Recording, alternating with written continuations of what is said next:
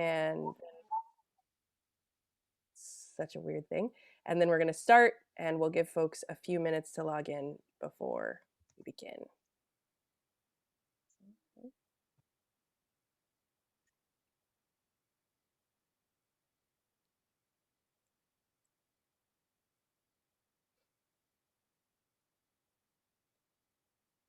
Okay. Good evening and welcome to tonight's live online author event with Greenlight Bookstore. I'm Jessica from Greenlight, and we are thrilled to host tonight's event with Kristin Hersh presenting her new book, Seeing Sideways. She's going to be talking with Ian MacKaye, so you are in for an excellent night. Before we start, I just want to say a huge thanks to Kristin and to Ian and to the team at University of Texas Press for making this happen, and to all of you for showing up. Though we're not able to host events in our store spaces right now, our community of authors and readers is still here. We're grateful for your support and for the chance to make space for conversation and connection. A couple little housekeeping things. In our Zoom webinar tonight, you can see and hear the speakers, but they can't see and hear you. They can see that you're here though, and you can see a count of fellow attendees at the top of your Zoom screen. There are a couple different ways you can interact with the authors and with each other throughout tonight's event, which we highly encourage. The first is the chat, which you can find by clicking on the icon that looks like a speech balloon. You're welcome to post your comments and thoughts in the chat. It's a great way to show your appreciation for the authors and interact with fellow attendees. If you have a specific question you'd like to have answered, please post that question in the Q&A. You can find that by clicking on the icon that looks like two speech balloons. We'll be pulling questions only from the Q&A to be answered in the later part of the program. And very importantly, tonight's featured book, Seeing Sideways, is available for sale from Greenlight Bookstore. You can shop in person in our bookstore locations 12 p.m. to 7 p.m. every day of the week, and you can purchase Kristin's book and many others on site, or order online at greenlightbookstore.com for a quick pickup at the store or for shipping anywhere in the US. I'll drop the buy link in the chat in a few minutes.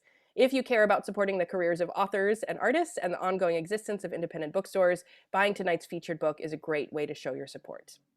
Okay, some introductions. Our interviewer tonight is Ian MacKaye. He co-founded Dischord Records as a teenager in 1980. The label's gone on to release music from more than 60 bands with more than 160 albums over the last 25 years and counting. As a musician, MacKaye went on to form the bands Minor Threat and Fugazi. Since 2001, Ian has played in The Evens, a duo with Amy Farina. He's going to be speaking tonight with our featured author, Kristin Hersh. She is a solo artist and founding member of the bands Throwing Muses and 50 Foot Wave. She's the author previously of the memoir Rat Girl, which was named one of the 10 best rock memoirs ever written by Rolling Stone, and the book Don't Suck, Don't Die, Giving Up on Vic Chestnut, for which Greenlight was proud to host a launch event back in 2015. Her new book, Seeing Sideways, a memoir of music and motherhood, is a stranger-than-fiction narrative about Hersch's 4 sons and her life in music. Black Francis of the Pixies describes this book as beautiful, funny, heartbreaking, and frequently surreal. And he adds, Hersh is not out of touch with reality, though. She's just very much in touch with the unconscious, which is right where a legit bohemian should be. This book is as close to being inside an artist's head as you're going to get. So Kristin's going to start us off with a reading from the book, and then she'll be talking with Ian and taking questions from all of you. So Kristin, please take it away. The fireball had not yet burned itself through our kitchen wall, past the frying pans and sea glass. Those 3 dead things, a refrigerator and 2 petrified newts, the fire gone out of their bellies. And don't give me shit about that. I would have scooped the newts and flush buried them, but I couldn't find them. Bafflingly. Probably wasn't trying too hard, scared they had thrust pointed sticks into their own brains to escape my life. And I didn't want to see those little mummies, their bloody heads too big for their bodies. Thankfully, some kind of newt rapture flew them up and away. Or maybe they'd slipped out a window in a thunderstorm. I couldn't bear being separated from the sound of a crashing sky either. Always flung open windows wanting to climb out when the sky threatened. But still, screw you, newts. I mean, the fish seemed happy enough. They weren't committing sushi at me. I was kind of pissed at the newts. What's your point? Miserable isn't fair. I was flailing and failing, and I stuck around and around and around the aquarium. You can't take a baby's mother away. You can't take a mother's baby away. We more than flail and fail. We catch fire and race out the window looking for the baby in thunderstorms. The sky cracks and the baby falls too. New Mexican ice sun is cold burning where the sky cracked a long time ago. cracked open and a bright searing. Black leafless trees were never not here. A red ant runs over the baby's overalls. I brush it off and whisk him up. We are each other's somewhere, out of nowhere. In the courtroom, I laugh, bitterly, but still. I wanted to cry, so I laughed.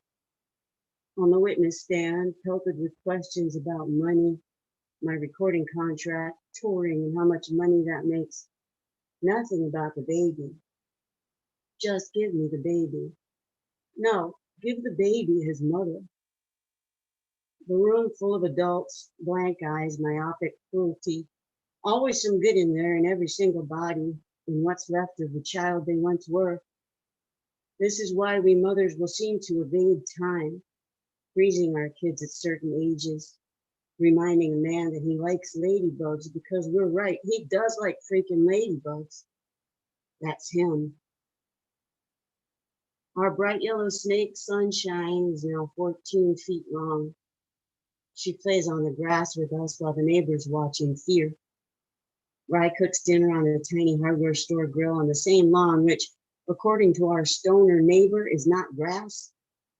But he's permanently baked, so we're not sure what to think about that. It is pretty pointy for a lawn.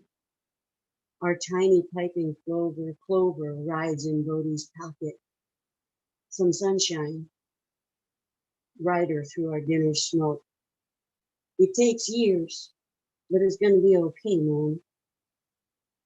It took years, but we built a menagerie, mostly rescues.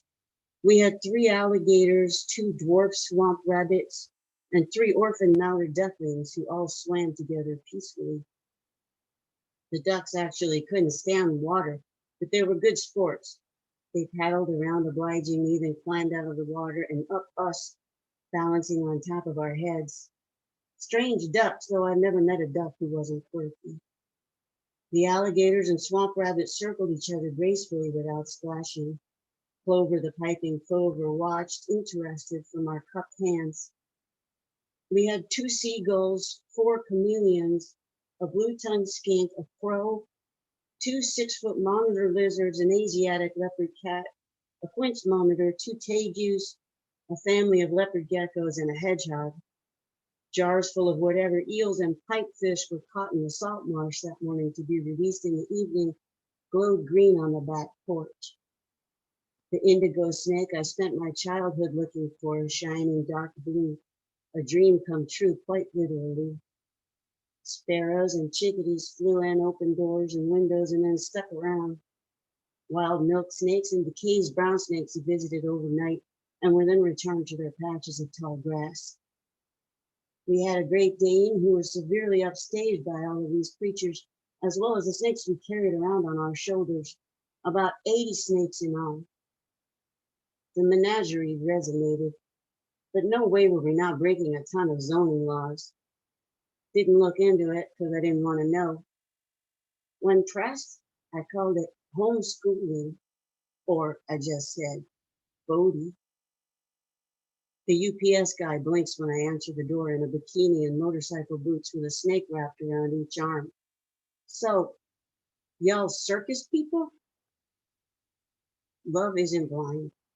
Love sees very clearly.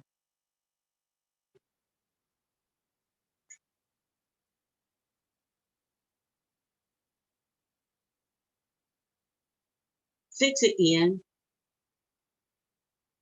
I can't hear you.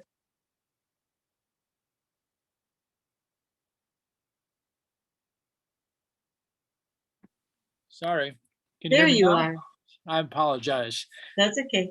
The Q&A window was blocking the thing. So, See, it's not, it's just the current future. It's not the future. right. It's all going to be better soon. Earlier we were talking, you said you were looking through the book and you said, this is a weird book. And I said, yeah, it's a fucking weird book for sure. Yeah.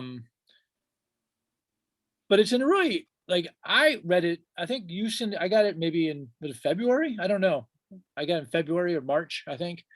And I sat down and read it straight away. And it was really tonal. Like it really took me, like the book, like I was trying to remember what the book was about and the details, and it's filled with detail. There's so much, like you just were enumerating animals, so and so forth. You know, they're, and it's just chock full of details, and yet those details all kind of become a tapestry that I couldn't remember anything except that there was something very alive about the whole proceeding. Everything was alive. It was like this, it was the navigation of a series of events, a series of situations. And I was stunned actually by sort of your ability over and over and over to pop up to the surface, right? And I picked it up today and I thought, well, I should look through it and see if I can sort of refresh my memory about some of the aspects of the book. And every time I opened a page, it was filled with these little pearls, like little, like you were imparting like these wisdoms, which I really appreciated. There was one, I'm going to read just one quick thing in response to your reading. This is a discussion about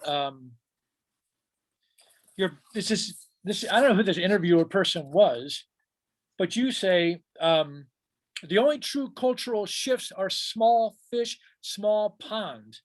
After that, an honest movement is an organic snowballing effect. An idea spreads when its time has come. And that is something that I've thought about a lot. That I know.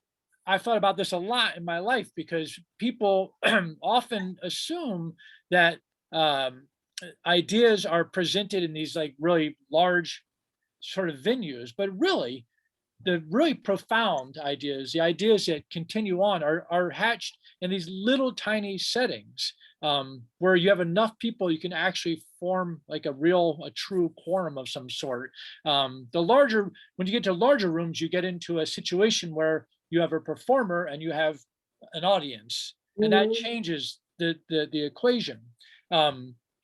So I was thinking about your ability to weave in all these little pearls, and I'm wondering, do you, as you're writing, are you thinking about these things, or they just occur to you as you follow the words?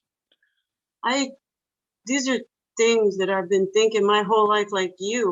We have similar trajectories. Have you ever heard of Yates Spirals? The diagram that Yates used to, well, actually, you can use it in a lot of different spheres because it's really an energetic process that is described by inverted spirals. And at the root of each spiral is a density, something that is so intense, a movement, an idea, an inspired moment, a person, a work, a band, something is creating a movement that cannot be contained in that small moment. In this, it's really a juncture because it's a process. So we've all seen this play out in the music industry, really outside of the music industry, that the real music will happen with a seed of inspiration. It happens in every song that's written. And in this time of chaos and building energy, you pull people in, but only those who reflect the energy. You don't pull anybody else in who isn't part of that density, part of that chaos. And as that movement grows, it spins out into an ever widening circle after circle until you have the spiral where the energy has dissipated. And in there, as we all know, the idea becomes diluted, it's imitated. Look at musical styles, how you steal from someone who dies on a sidewalk so that somebody else can make it palatable for an audience that is never going to get that dude's music. And now it's going to make somebody else money, and it spirals out into oblivion, and that no longer exists. It's gone unless you don't buy into linear time. The other guy on the sidewalk and the density are still as powerful as they ever were. But inside of that dissipating circle, the last part of the spiral is another seed of an energetic that is the next movement. You know where you sit there. Yeah, I'm just thinking about. It's funny because you said you would steal from the guy on the sidewalk, or maybe you were inspired by the guy on the sidewalk. That's true. Yeah, so I think that we should maybe. But that would be part of an inspiration. The diluting of that energy is a different thing. That's when you imitate the style. You're not moved by the substance. You think you can take the trappings, imitate them, and that is inspired. And it is not inspired. That's not you. It doesn't resonate. That's why the important people are with the chaos. They're inside the chaos. It has to resonate with the inspiration and not the imitation of the superficial aspects, right?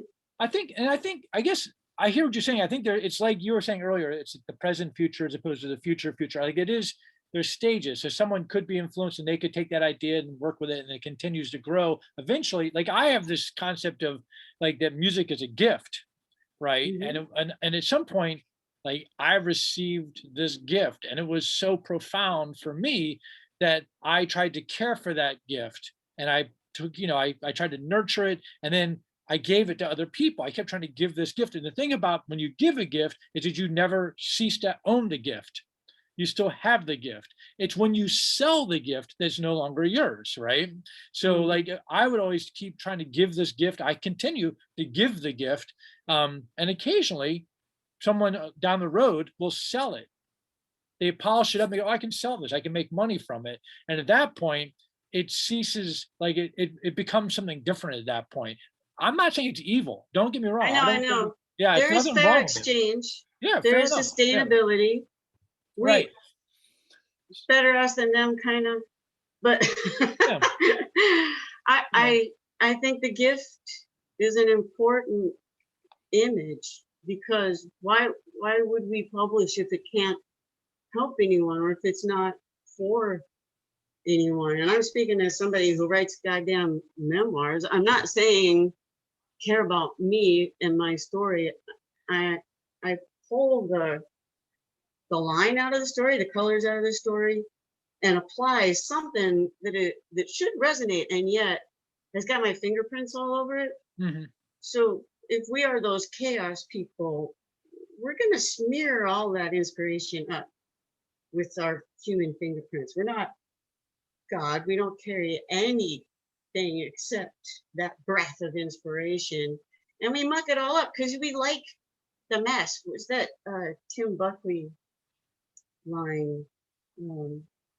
Tell me all the pain you've had and I'll never smile again.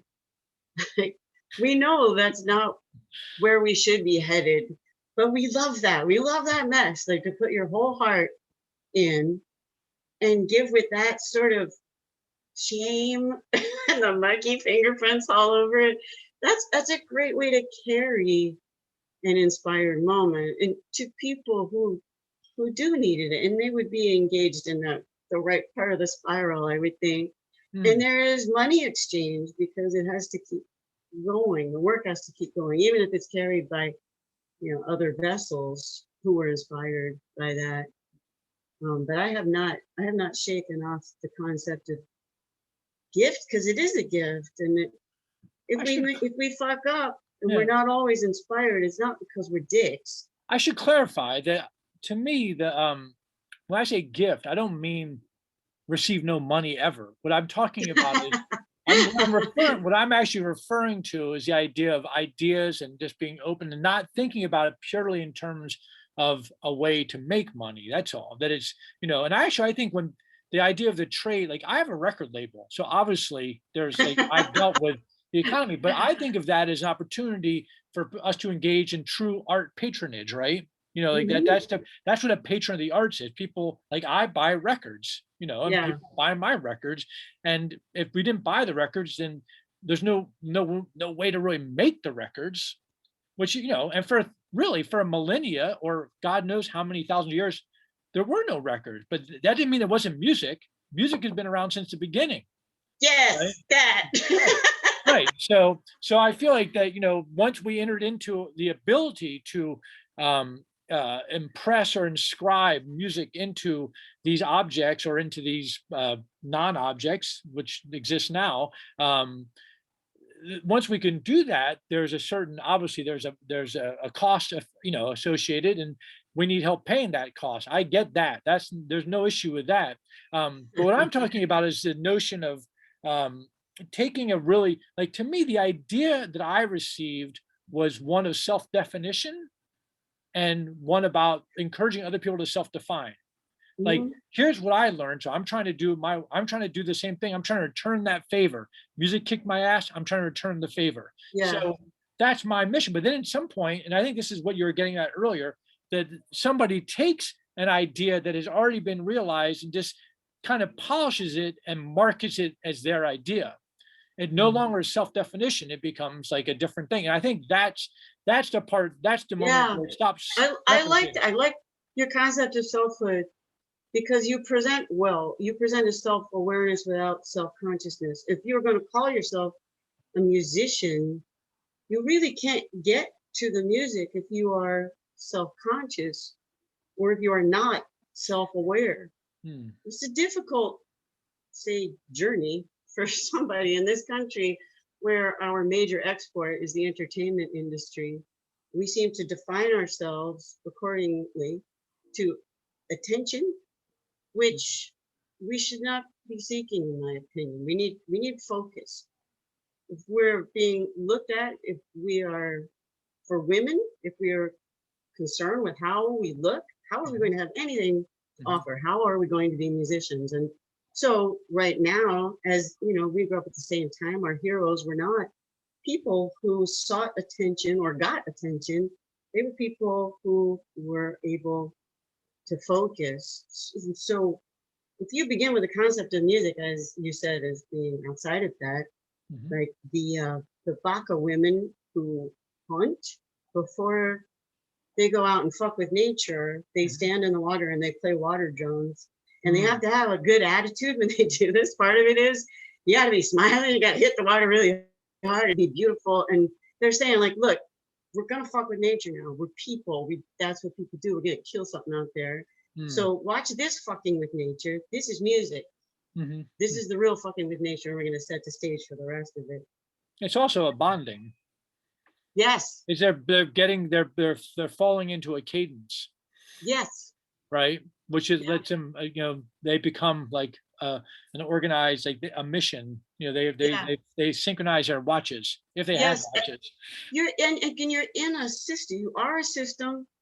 You're in a system, and our subculture was really good at that.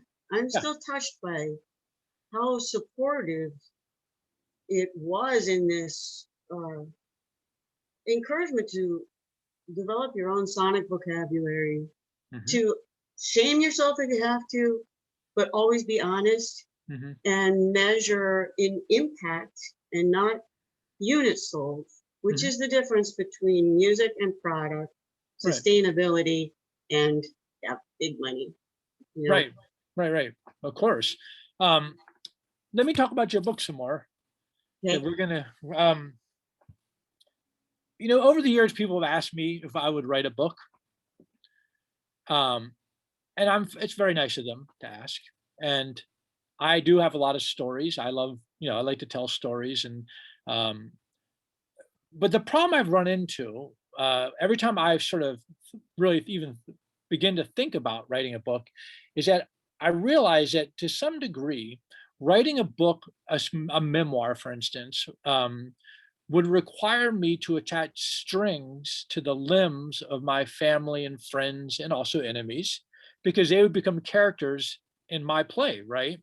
I'd have to make them play. And I am actually somebody, I am like, I work hard, but I feel clear that I'm a part of a group. Like, I work with people. I am a collaborator in a positive sense. Like, I'm a collaborator. Like, I work with people.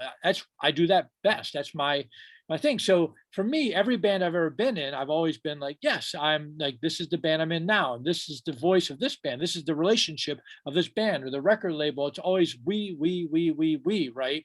Mhm. And so if I was to write a book, I couldn't do it if I didn't talk about like other people. But I can't figure out how to do that. Now, when I read Rat Girl, I got a call actually from Guy from Fugazi, and he said you should read Rat Girl. It's an incredible book. He may have even bought it for me. I don't remember. This is many years ago. And I was stunned because you managed to write a rock book where you didn't mention a single band or venue. Actually, there's one band I think mentioned in the entire book, which just blew me away. Which is there's a scene in that book where you're recording. I think you're maybe up in New York, up at was it Bear? What's that studio called? Anyway, you're some studio in New York, and maybe you're getting to hurry up because some band called Deep Purple is supposed to record there. They kicked us out. We never Right. finished our first record. Right. But it was interesting because I think that's the sole band name that appears in the entire book. And you say in the book you don't know who they are. You don't know Yeah. you didn't know their name. And I thought that was a great comedic moment. Like it was brilliant.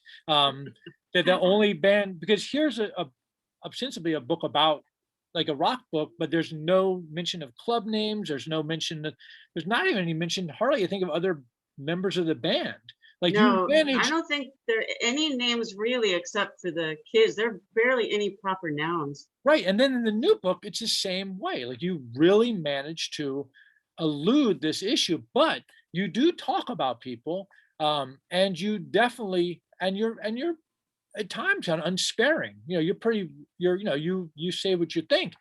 I'm wondering, though I don't. I mean, just to be clear for the people who are listening, I actually like Kristin and I have met once or twice. We've actually talked more on the phone the last few months than we've ever spoken before. So I don't know her world really hardly at all. But I have to think that the people they must recognize themselves in the book. And I'm wondering if you've gotten any feedback from those people or response from them, or do they feel protected by the veil of anonymity? I always have to get through a period of time where each book sucks because it's clever. I really hate clever. Mhm. And when the book finds its own voice, then it becomes obsession. I can't wait to see what the book is going to say next. And just like a song, it uses my life. They're all autobiographical, but I have this invisibility quote. For some reason, I think I'm not there when that's happening. And so I think this was 5 years of absolute obsession with this book that it was writing itself, and I was just following it along. But I remembered that when they delivered Rat Girl, I was on tour. You get like a box of free books that you're supposed to give to people, and I thought, oh dear God, what have I done? Because it's all true, and some of the people were still alive. Right. I'm very nice. I'm a nice person anyway, so I was telling the truth when I'm kind. But I think the people who are hit hardest in this book are an amalgam of characters, like a few publicists, even though these are very specific incidents. I don't work with people who turn me off. Yeah, I left Warner Brothers saying you cannot treat women this way, you can't treat music this way. I'm not helping anybody by leaving, but I'm not going to be a part of the problem. And I don't think anybody is really mad at me for that because they're employees and Sure. they were human beings and we had human relationships, and they get the problem. They get it more than anybody else. So, even Conan O'Brien doesn't have a name, even though he's pretty recognizable. Right. And he's just such an instructive human being with a wild life story. Yeah. And He it's, was recognizable. Yeah, he was. yeah. Yeah. But my bandmates, are two different people. I have two drummers and two bass players, and they shift along with the story, but they play the same role in my life. So as a device, it was healthy because I'm so against the concept of names, this idea. They use that term, big names, like someone could be big and that their name would be bigger than another one and imply that they were more important than another human being.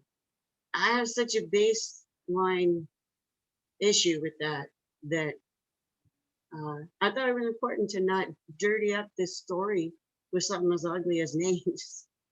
Well, your children are named. Yeah, And they're the they're more important than other people. Oh, well, I get it. I mean, again, it's really interesting. Like the book, this Seeing Sideways book, it's a family book, and I grew up in the 70s. I'm a little older than you. And though my life was not nomadic at all. In fact, I'm 59 years old and I've lived in 3 houses my entire life. That's so beautiful. Right. I own 2 of the houses. My dad still lives in the first house, and I was today over there hauling stuff around for him. I know you were. Yeah. That's been months now. Are you okay? Yeah, my dad has, for the viewers, my father has a church. He has an office in a church that he attends, and he's had this office for 20 years, and he's moved out of the office, and I had to help. It took us 2 or 3 months. Every Wednesday afternoon, I had to go to the church and organize and put stuff into recycling. And he's kind of a hoarder, paper hoarder, and it was insane. But today I finally got the last of the stuff out, which is shocking. You're my hero. But That's anyway, awesome. the point being is that I'm like, I was born and raised, I lived in Washington, D.C. my entire life. And I'm, so my point is I'm not like, I don't float around. But reading your book, I really recognized it, because the 70s, you didn't need to travel in the 70s to go on a trip, because there's so much weirdness happening all the time. Like there was a certain kind of, it's like kind of a hippie thing. And I mean that in a really positive sense, like you're just rolling with it. And that really resonates with me. I think about this a lot, especially lately, where things are becoming increasingly more hermetic. Obviously, in the we had a pandemic, obviously, so people are concerned about things. But I heard something on the radio the other day about who would want to have a birthday cake with candles with their children blowing on it and getting their spit on the and you're supposed to eat that afterwards. And I'm like, fuck, this is insane. But so part of me feels like I really am attracted to like just dealing with what life has dealt us, So I think when your book is filled with scenarios where well, don't you feel like, I mean, the 70s is such an unusual juncture in America, such a defining decade for this country. Yes, it was. But if you're in a band, you get to keep the 70s going. Right. That's what I was going to say. I am super centered, like I'm here anchored, but then when I travel, like I've toured a lot, and I am so comfortable wherever I wake up. Yeah. I just am happy to be wherever I am. I don't feel. Isn't that amazing? Yeah. And I'm just so comfortable with that. And everywhere we are is not a place we belong. And so we belong everywhere we are. Right. It's amazing, that alchemy, particularly when you're reduced to your humanity. There's a boot camp aspect to it, for sure. Right. And it's funny because there's like especially with Fugazi, for instance, like we like I remember Brendan, the drummer, was telling me this story that he met these guys who were in a jam band, and they were a young jam band, and they were saying, man, we're such huge fans of Fugazi. And they go, man, just getting on the bus and just driving and just doing the work. And Brendan said, we never toured in a bus. And they were stunned. They were a brand new band. They were on a bus. We never toured in a bus ever. we we had a van that then it blew up in San Francisco. So then we rented a Hersch Penske box van. We used to tour in that. That was completely crazy. Having two people in the back with a box, and we tried to, I talked to my yeah, friends who, I don't know, grew up, I guess.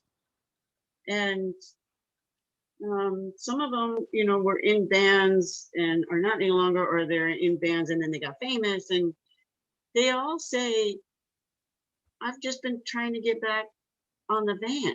I spent the rest of my life trying to get back on the van. And that was my goal, the van. And I never got off. Like, it just didn't seem that hard. right. Like, this is it. This is as good as it gets. And when it would get bigger, I would lose. There was something that was gone. There was I couldn't focus. I couldn't connect. I mean, I could, but I was hiding in order to do it. The van and the room and the music, and I wanted it to stop there. I never, ever, ever wanted to be famous or looked at in any way. Didn't want to be a rock star. Didn't want to be a pop star. I want to get in the van, get out of the van, Right. carry the amps, set up my pedals for the rest of my life. And somehow that stupid 14-year-old plan is what worked out. Right. That's worked. And I think and the idea of being in a van, I think my point really was that when you are in a van, like you're doing the work, so in other words, like we stopped to get gas and we're at a rest area at 3 a.m. and Prairie Junction, Yes. Wyoming or something. Yeah. And you're wandering around this gas station and looking at whatever the wares are. And, there's bugs in the lights or whatever. And it's such a familiar feeling, and it's so beautiful. And it's such an incredible, and I was telling someone the other day about something, and then she said, you have a really weird life. And I said, yeah, fuck yeah, I have a weird life. It's too bad that I don't know that it's weird, or but for her it's weird because I know, I just mean it's I don't think it's uncommon. No, because you go out and you meet Americans, right? And America does have a culture. I think I call it a pseudo culture or something because I was being snotty. But American culture is a very real thing. It's not reflected in popular culture because of our, our issue with the entertainment industry and how it reflects on us. But American culture is very real, and that's where you can find it. There are people who you just see it in their eyes. They've done America, and they do it hard, and they do it all right, in my opinion. Yeah, it's beautiful. It's beautiful. Okay, hold on. I'm going to read some of the chat stuff. Let's see what. Oh, I want to just a little bit of house cleaning. My last name is MacKaye. I just wanted to say that I feel like it's often mispronounced. So Jessica, no big deal. But I thought about it, like if I didn't say something, it's a tacit, I'd be like, yes, MacKaye. But I'm a MacKaye. It's a Scottish name. Okay, let's see what we got here. I'm looking. Jennifer Tiernan says she's thoroughly enjoying this. Thank you.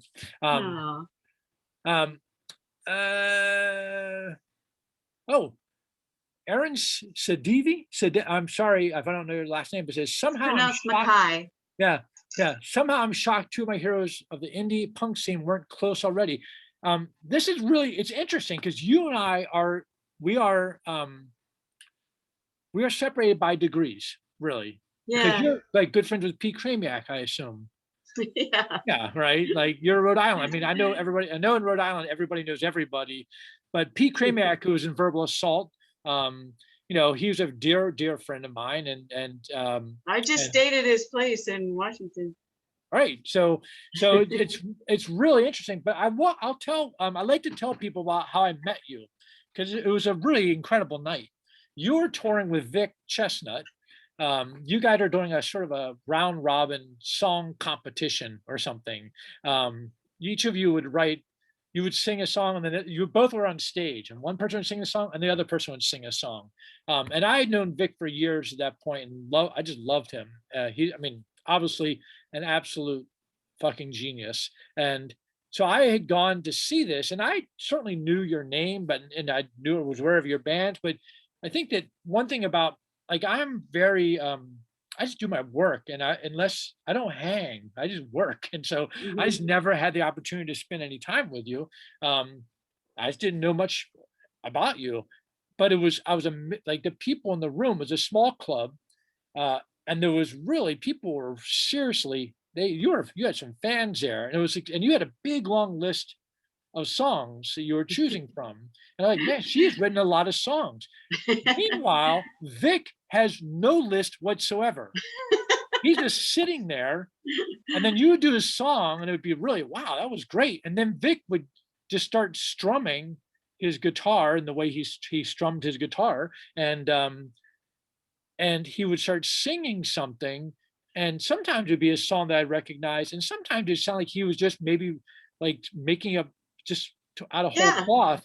And but it was still incredible. Like his authority, his gravity was incredible. And I think at some point, maybe later, we went out to dinner. We went to a Vietnamese restaurant at this great place called Cafe de Lot nearby. And you and I were talking, and you said at one point, I think it was in that dinner, you said, I can't figure out whether those are even his songs, but they're still so fucking great that you don't, it's like I love that format because it really felt like it wasn't a competition. It No. was it was like exchanging back rubs, Yeah. getting better Yeah. and We're better. on the same side for Right. sure. It was great. It was just a great night. And it really brought home to me like the both of you both have really different you had different aesthetics, but it was so complementary. When I read Rat Girl, that's when I first sort of cottoned to your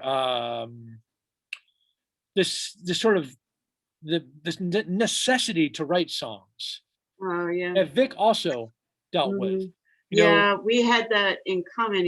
yeah, We both had this impression of it not being us that was writing it, right, and it not being a great thing.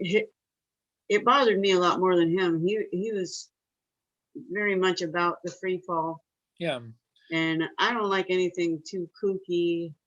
Um, but he talked me through that. He was a good friend that way. yeah, He had gone after his what he called his singer with an X-Acto knife uh-huh, into the drywall, trying to yeah. find it. He thought he heard it on the other side of the wall, Wow, and interesting. that's how I experienced songs too, is outside of me.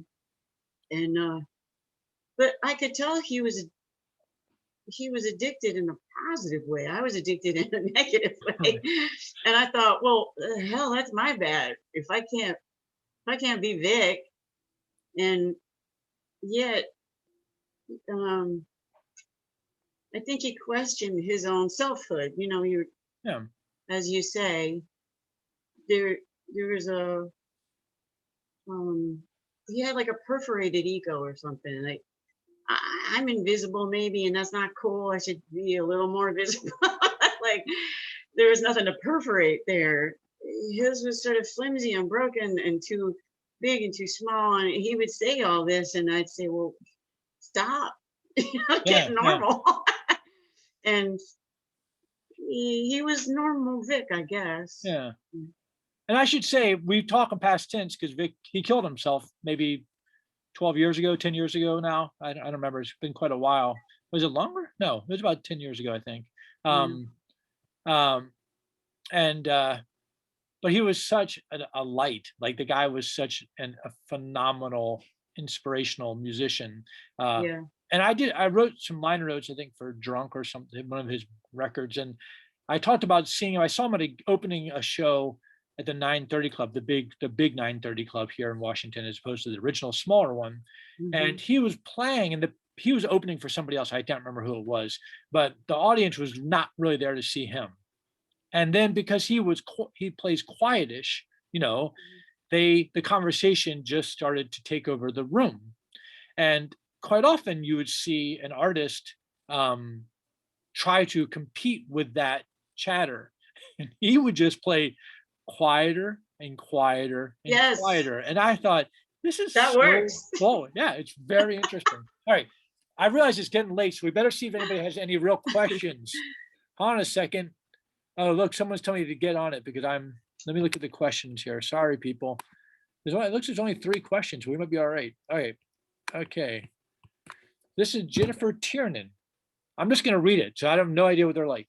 Feel like Gen X or thereabouts have different type of connection between music, culture, and archiving behavior like memoir and autobiography. Do you see this as a distinction, and how do you see this influencing the current creative atmosphere? Wow, that's a lot. Gen X? Is that what that's? I feel like the Gen X or thereabouts, Yeah. Generation X, has a different type of connection between music, culture, and archiving behavior like memoir and autobiography. Okay. Yeah, Do you maybe see this so. distinction? I mean, to follow the boomers, it's a very popular monkey knife fight. Yeah. And That's we did not interesting. have what the boomers have. We don't have the safety. We didn't have that hubris, which there's some good things to that open hubris that the boomers got to enjoy, which is a non-censoring factor. We can change the world, so we're going to be about the right things. And I don't believe we were slackers, but there was a much quieter, smaller orientation that I definitely carry. And I appreciate it, like a low budget orientation. Well, it's manageable. It's just Yeah, manageable because then you can call the shots, right? yes. And maybe you're not going to change the world. You're going to change the night. And Right. how else do you change the world?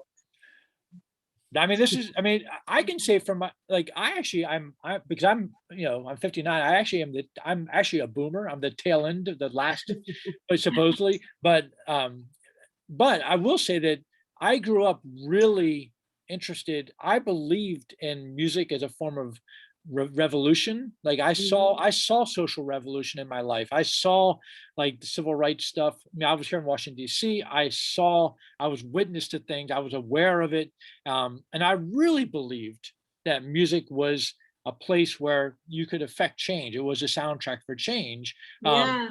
because it is. That's why I Uh-huh. believe it. But what happened then in the 70s was that the industry came along and they were able to cull certain forms of music and make that what they said that's what music is. And that's what was on the radio. And I actually gave up on that notion until punk came along. Yeah. When I saw the Cramps in 1979, I was like, oh, we're back to changing shit now. Like Right. right. That's Well, that has continued. Yeah, like right. There's a sub music business where it's cool. There's great radio, great Right. You had videographers, to find producers, it. studios. Like Yeah. that's happening, and it always has.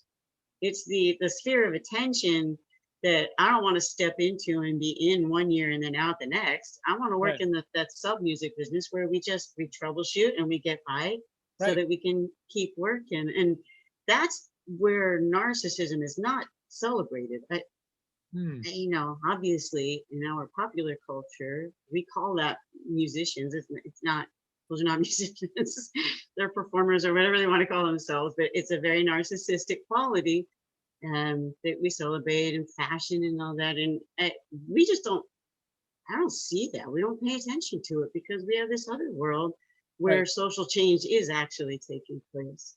Right. And I can say that, early on for me, like someone once said to me in my early punk days, they said, God, your songs have the word no in it a lot, like I'm like it's like no and no, I don't, and all this stuff. And they were just a friend of mine had pointed this out. And I was thinking about, because people often think of me as like, they're like, God, you're so angry. But I don't think I was as angry as people thought I was. I don't think they understood the Yeah. physical, first off, the physical component of singing fast and loud, which actually is taxing. So you have to kind of exert yourself. But I don't think what people understood about me is that I was like, for me, she was Janis Joplin. Like that's who was my hero, was Janis Joplin. Yeah. So I saw this person leaning entirely into her music, completely surrendering to the music. And I thought that's where freedom lies. And that's where I want to go. That's huge. Right. Yeah, so people think I'm angry too. They always have, particularly with 50-foot wave. And right. That's difficult for me because when you consider sonic vocabulary, you do it without judgment. You do it because in the atmosphere of the song, it feels like this is the song's effect. And so, yeah, your whole body's into it and your Right. lungs are flying out. And yes, there is power there, but I wouldn't necessarily term it as anger. I wouldn't speak to anybody that way, but Yeah. it's music. I'm using this instrument, and I suppose there is some anger there, but there are a lot of other things too, and it's a nuanced form of all of it. Right. And I think that for me, the part of the like, so I get to thinking about what this person has said to me because, I was like, there are things in the world that I'm, of course, angry about. There's no question about it. Right.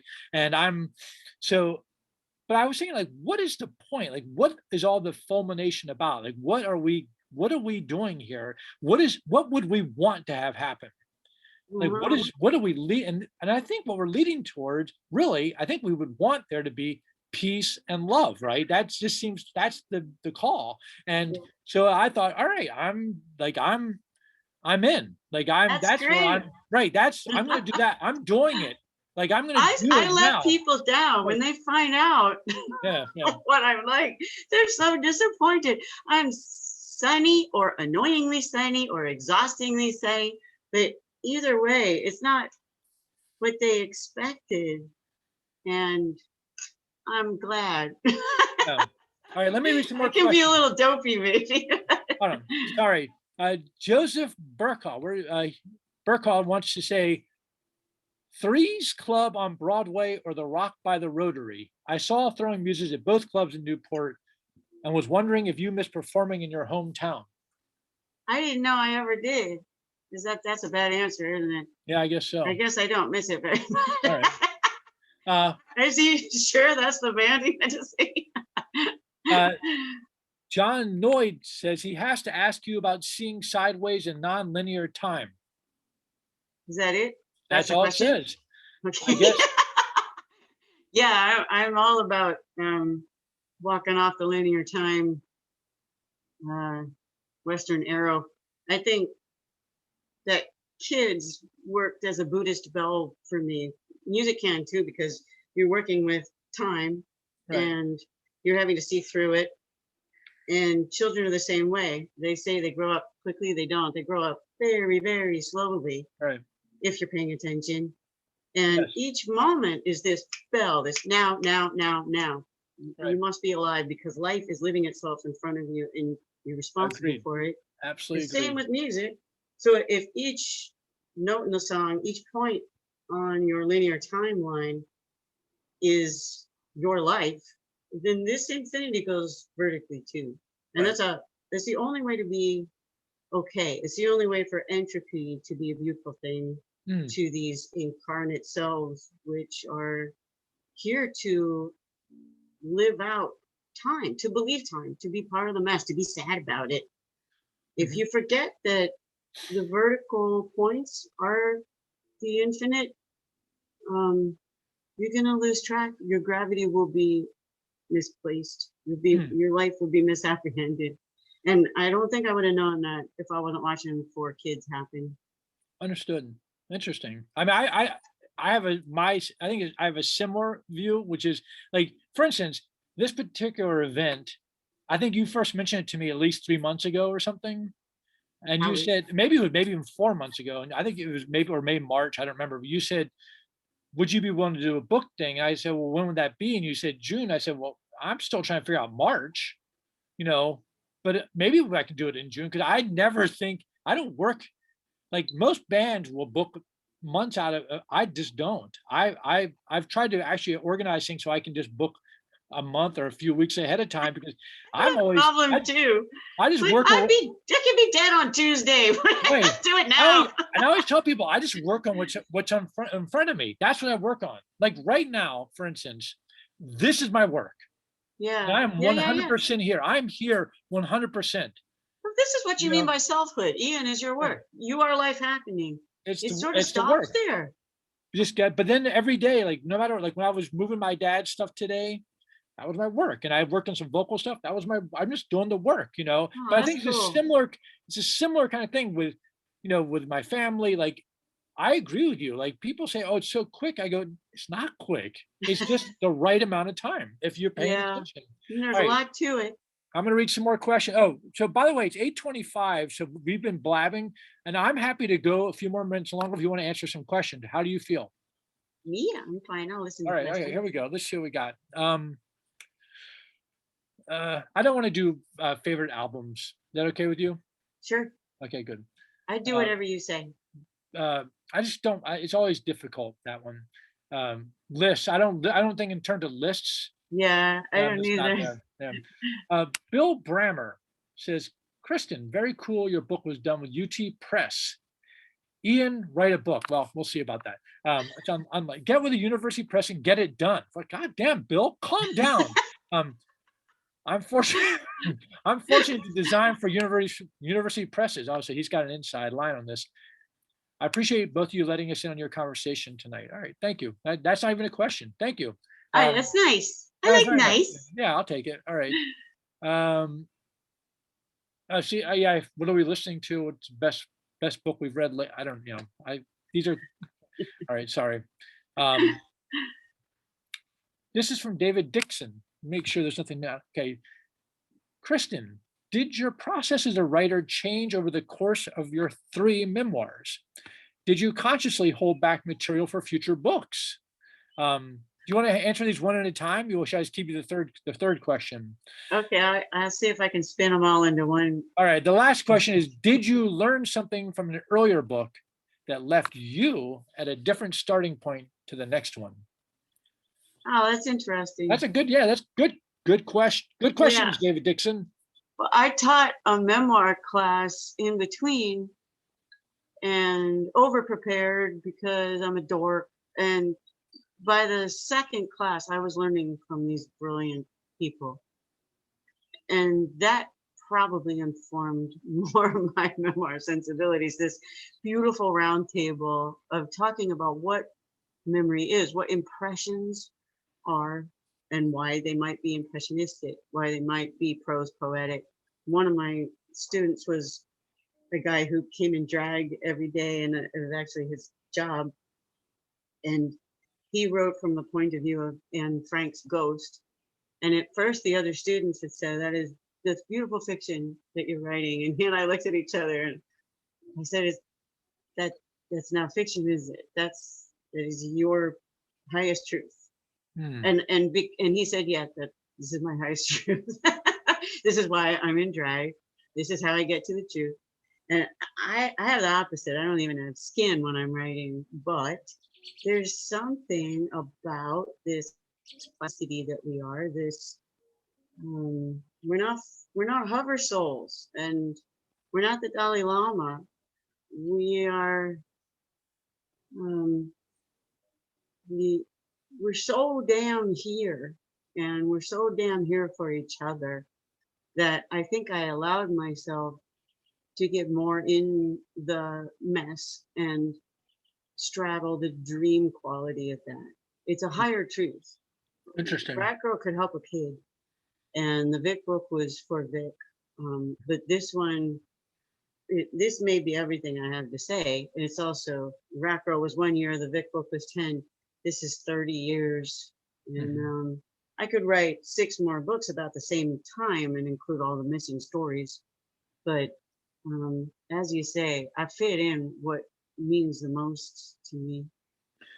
This makes me think about Black Flag, the band, because Black Flag they used to tour. I think of Black Flag as probably the band that did the most to create the underground network, touring network. I think DOA were the original Johnny Appleseeds. They went out and created the first sort of dots, and then Black Flag came and just filled them in. But the reason I thought about it is that Black Flag would do a tour around the country, and then they would get a glass of water and go back out and play the other cities around the country. Yeah. And I thought it was so interesting. Like, it was like they do, they play one tour where they play, say, New York, and the next tour they play Trenton. They play Baltimore one tour and Washington the next, but like they just the adjacent cities. And I was thinking about, like, you could revisit this and you could write about these other towns of your life, right? Right. Really interesting. Do you keep journals? Are you a journal writer? I have song notebooks that have some notes in Thoughts. them. I have an odd relationship with memory where I had big black holes and then photographic moments, and I would check with all the other people in my books to make sure that I had remembered everything the right right. way, or journalists and things. But that the Black Flag Circuit, that's what 50-Foot Wave was just slotted into. And I thank all of you for that, because I didn't have to invent anything for the first time. You know, the way some artists are included in the folk circuit, we were on that one. And Right. we got to work and work and work, and we never Yeah. really had to stop working. So it's great. One thing I was gonna say, you know, I did keep journals starting in about 1982. And I kept for about a decade, maybe a little longer.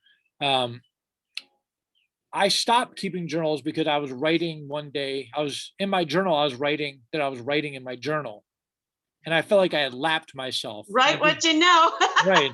But my journal, when I first started writing journals, I decided, and this is very deliberate, that I would write what I did and not what I felt. And the reason for this was, I thought if I wrote what I did, I'd have a prayer of remembering how I felt. But if I only wrote what I felt, I have no clue what I did, right? There's just no way. If I'm just sitting around writing about like, oh, everyone's mad at me or whatever, you have no idea. So I've been typing up my journals. Like, it's pretty enjoyable. Really interesting. Wow. I've been typing them up, and they're incredible. The detail of them, like just all the people. What I realized it like in the late 80s and early 90s, it was like we were like ants, like just crawling all over each other. Like in Washington, the scene here, like every day, like 30 people come through the house. So there's people coming and going, and we're crawling all over each other, and we're, you know, carrying one thing over here, and then we're stopping to talk and then moving. And it's really incredible, especially now since as I've gotten older, you know, that kind of interaction doesn't really happen anymore. I'm But gonna start yelling at you to write a book now. well, anyway, it's just, but it was funny because sometimes I'll call up, but it might, because I write what I did, I would, like, for instance, talk about like I had a huge argument with somebody, like, you know, my partner at the time, and how upsetting it is, and like I'd say, like, you know, but I never say what the argument was about. And I'm like, what was the argument about? Like, it's like the relationship's almost over, and you know, and then I'm like, and I realized it doesn't fucking matter what it was Oh, about. yeah. What it was about really was human beings figure out how to walk with or around each other. Let me find Yeah. you another question. Hold on, because they're coming in fast and furious. Let me see what we got here. I thought the book, this is from Mitchell Alcrum. I thought the book really resonated as a living experience. Well, I agree with that. I was wondering how you went about ensuring that the present doesn't impose itself on the recollected past. That's sort of a similar, do you have some thoughts about that? Or is that sort of similar to what you were talking about earlier? I just haven't changed very much. I'm kind of counting. I mean, we're fluid, right? All of us, especially with this lifestyle, you can't help it, because you just gotta be ready at all times. True. Think on your feet, and then you eventually figure some shit out. But I was sort of amazed at talking to these journalists and reading old interviews that I'm going to say I was right, but I guess I just still think the same things, that there's an ton of music in the music business. It's right. Product. And well, then actually I want to say, because this is actually Yvonne Garrett wrote, hey, Kristin, just wanted to thank you for this. Quote, record companies have nothing to do with music. We both learned this the hard way. And then she says she wanted to ask you about how your songs start. But before you say that, I just want to say I have a thought about record business too. As I said earlier, I have a record label. I've had 40 years we've been putting out records, which is a long time. At the beginning of this label, 40 years before that, World War II was just getting started up. So we're talking about, that's a significant amount of time. But I believe this wholly, and I ask this a lot of times when I do Q&As. I ask people, what is it what are record labels selling? And do you want to take a stab at that? Can you answer that for me? What do you think record labels sell? Joni Mitchell said, people with the right image who cooperate. Well, my answer is plastic. Yeah, product. Paper and plastic. and what the music is, like, in other words, a record, and now it's obviously digital, but a record, the vinyl record, they're just pieces of, imagine you went to a mug store and there was just racks and racks of mugs, and then they're different colors, but they have different logos on them. And maybe one of the things that are put on the mug would make that mug more attractive to you. So labels sell vinyl discs and they pay artists to impress upon their vinyl disc, to infuse their vinyl disc with that artist's work. And that makes that piece of plastic more interesting or attractive to somebody else. There's nothing wrong with this. In fact, it's a fucking miracle. It's a miracle that we can hear music. We can hear music in a different setting. And this is why, we should say, this is why you are a hero. It should be done. Attention is not wrong. It's what's bought and paid for that is wrong. But it's so I think it's really, when you realize that really, and then I always follow that up by saying to people, what do you call a record that you don't listen to? And the answer is a piece of fucking trash. Yeah. Right. And that's why, like with the book companies, like the fact that book companies routinely overprint and ship it to get that, because the shipping thing is a promotional thing, and then they know they're going to throw away stuff. Instant trash, wrong, bad, So I feel like for me, it's always a question of trying to figure out how many people really want to hear these records. And to me, whether it's 500 or 1,000 or 100,000, it doesn't matter. All that matters is that there aren't oceans of unlistened to records, because that's just adding to the trash pile. And well, if you're measuring impact, not units sold, right? You can't measure impact. So we're just going to focus on it, and you keep doing your work, as you say, every day you're doing your work. All right, here we go. Let's see, what do we got? It's 8:38. Jessica, how much longer do you want to go? Do you want us to 8:45? How do people feel about that? Are we comfortable? Sounds good. Let's do it. Kristin, you're okay? You're good with that? Oh yeah. All right, let's see. All right. Someone said we're two of his favorite guitar players. Thanks. SG enthusiast. He'd like to hear something about our general approach to the instrument. Do you have a general approach to an instrument? I do, I think. To articulate? No, it says, what I can say is that I work with whatever tool I have. And so when I'm a Hendrix fanatic. And as a kid, I couldn't understand how he could take a piece of wood with some wires strung across it tautly and make it turn into pictures, like emotion with pictures. And I realized, even though he used all these pedals, he used the pedals. He didn't. It's so true. Right. He wasn't absolutely obsessed with guitar. Right. Absolutely obsessed with it. And yet, after 10 years of playing classical when I was a kid, it almost destroyed my playing. Right. Studying theory. Yep. And it's not because there's anything inherently wrong with it. I wanted to know all the techniques. I wanted to know all the rules. But I forgot how, not just to break them, but to play the way I would have played if I were on a desert island and had never heard any plastic discs.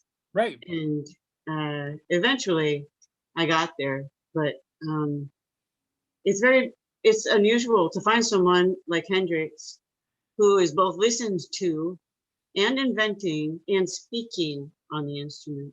Right. And so what I got from that was the idea that take what you have and then just make the sounds you can. Figure out, so I've always I just played one guitar with one chord and one amp. And I always stayed away from pedals because they were too confusing for me. I just too much to think about.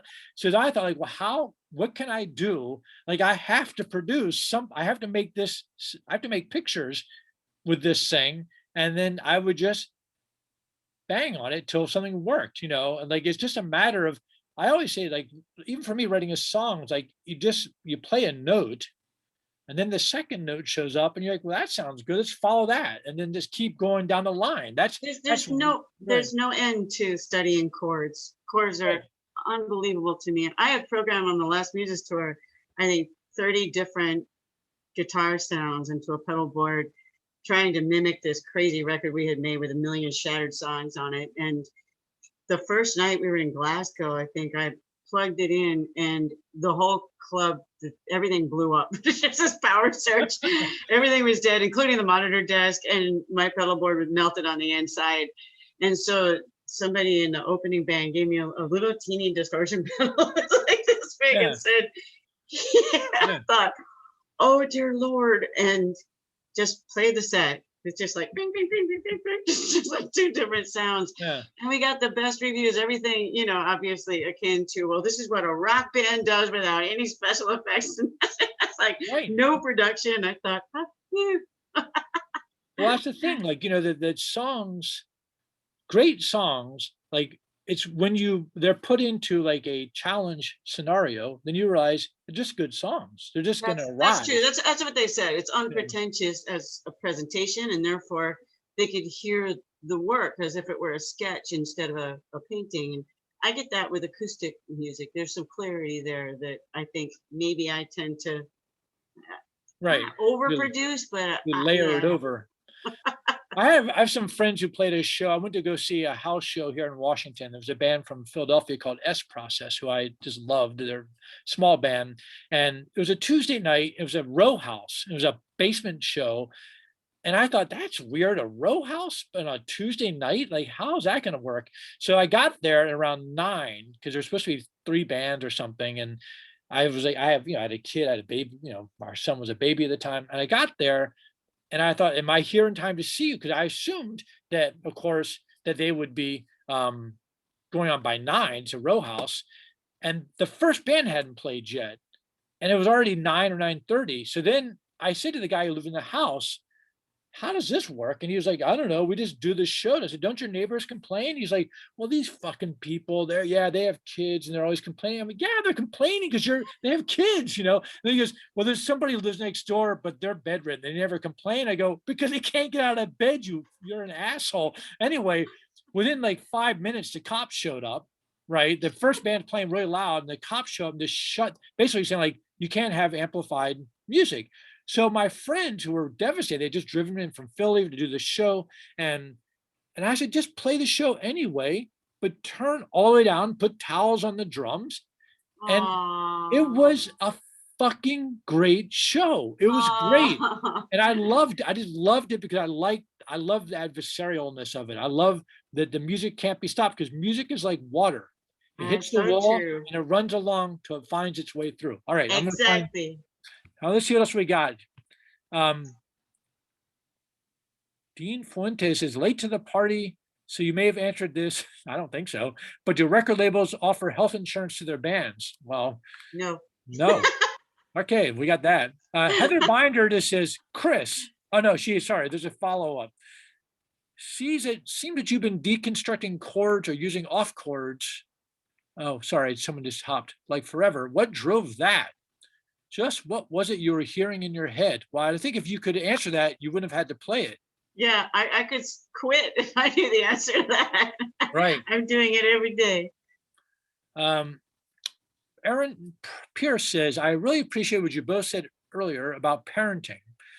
I was wondering if you would mind revisiting that for a moment and reflecting more on how being parents has affected your work and view of your life, of course. Thanks.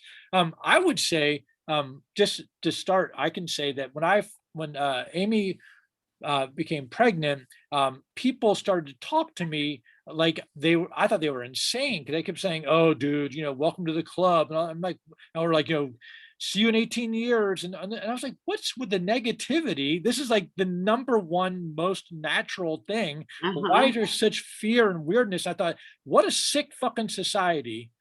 Then immediately you're like some weird cult of like people being like bummed out or whatever. And I thought, this is not, I think that people, for me at least, I think that we felt like we were not, like our child first off, we were making a person, right? And he was going to come into the world, but we weren't making his world. Like, he was coming into the world. He's our new roommate in a way, you know, and like, he was going to live, we were going to have this life together.